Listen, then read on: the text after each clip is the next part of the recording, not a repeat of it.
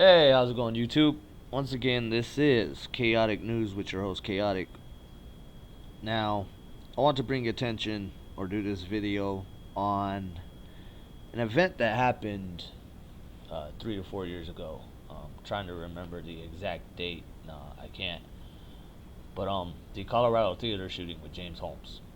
Now, the reason why I want to bring this attention is there's a lot of fishy things going on with it. Um, Now, what was happening around the time that the theater shooting happened? Obama was attacking gun rights throughout the country. He was trying to push the notion or movement that we need to ban and get rid of all weapons except for single shot weapons inside the house for self protection. That the only people that should be carrying weapons is the military and police. Now, that's all good in a perfect utopian world, but this is the US, and we were established and organized upon the rights that and our freedoms, and the fact that Britain was trying to take those from us and infringe upon them, and that's why we started this country. Now, when you are trying to get a mass bunch of people to think a certain way, what's the best way to do it?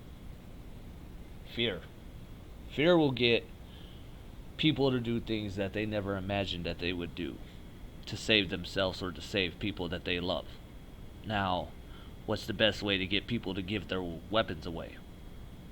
Get them scared that the only way that they can be protected is if they give their weapon away, and that we're going to be protected by the police or the military. Nah, that don't fly with me.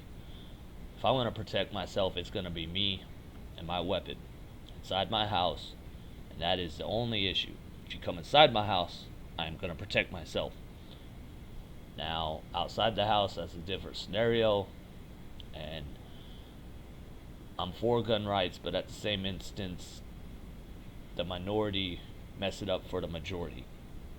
Now, what's very interesting is if you watch this video, I'm going to play a little of it, and they describe what happened. I'm going to play it now, and I'll comment after.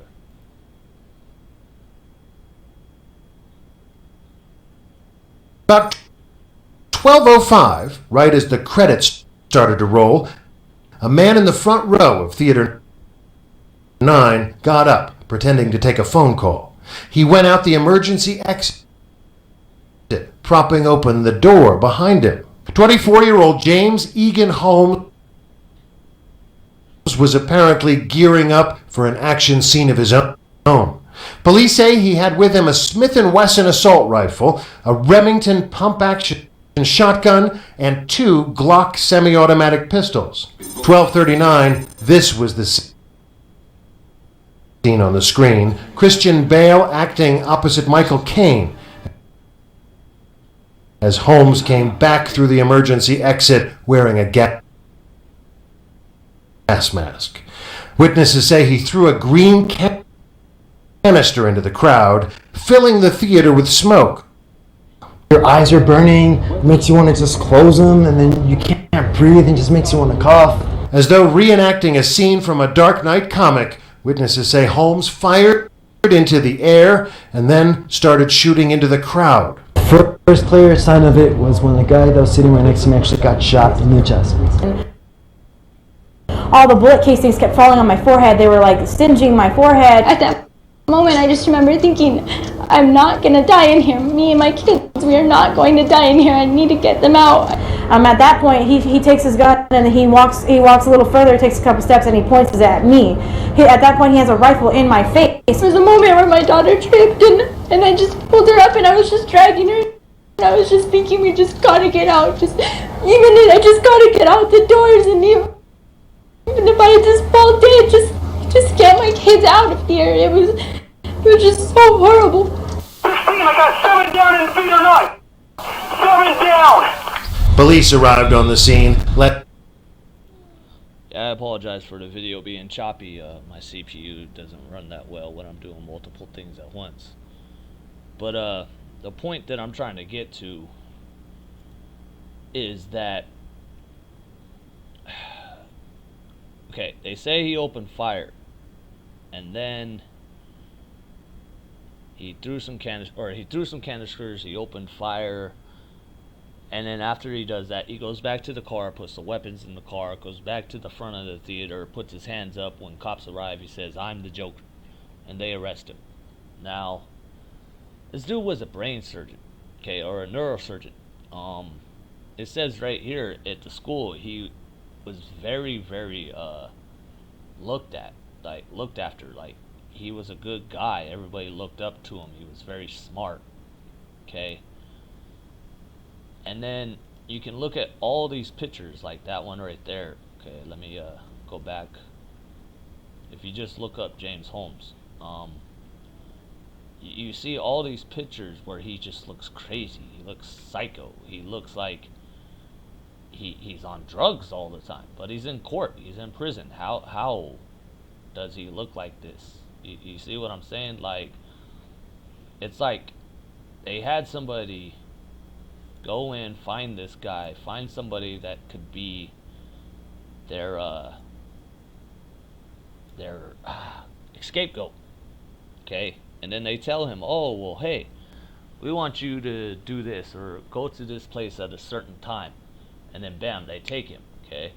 And then they have this other person go up into the theater, shoot it up, wear full body armor so you can't see his face, you can't see his color of his skin, what he looks like. Have him go out to the car, put the weapons away, come back, puts his hands up. Why? So the police won't shoot him, for one. Two, he gets arrested.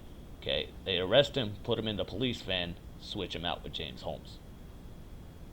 That's what I'm kind of thinking happened. I can't necessarily prove it.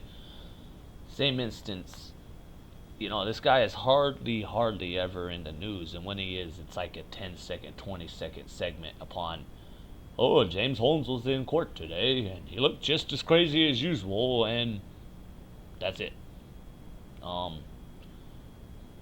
Now, I've seen some things about his family members saying that he was mentally ill, and that he needed help, and everything. It just flabbergasts me upon how the populace just wants to hear what they want to hear. They don't want to go in and look up information themselves and prevent more scenarios like this happening, like James Bauer and the incident that happened today with the recruiting centers being shot up in Tennessee. And it all just, it's too good to be true to me. And whenever something's too good to be true, there's got to be cracks and crevices of things that you can find. And all I'm saying with this video is just look into things. You don't necessarily got to spend hours and hours, but there is information out there and ways to connect the dots to find out the truth. Don't always believe what the news tells you, what media channels tell you, or even your friends. Always look up stuff yourself. If you think that there might be an inch or a sliver of misinformation, look it up yourself. And that's all I have to say about this. This chaotic news. Keep your heads up. Be safe.